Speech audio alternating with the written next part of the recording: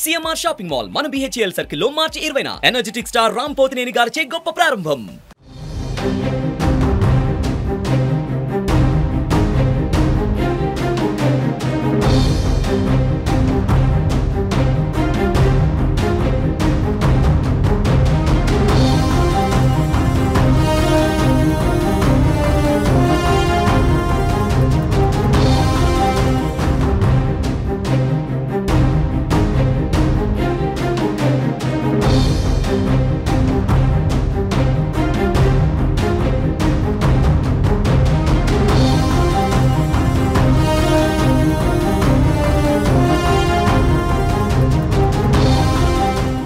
జనసేన అధినేత పవన్ కళ్యాణ్ చేసిన వ్యాఖ్యలపై టీడీపీ మాజీ ఎమ్మెల్యే ఎస్వీఎస్ఎన్ వర్మ స్పందించారు.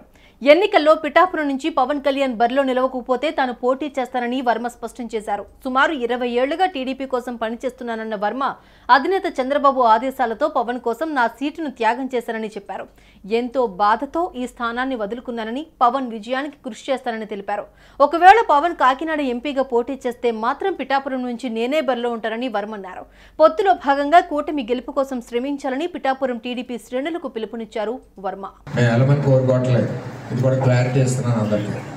మళ్ళీ ఎంపీకి వెళ్ళారని చెప్పి చూపించి మాకు మళ్ళీ వెళ్ళిపోయిన రిలేషన్స్ బ్రేక్ చేయదు.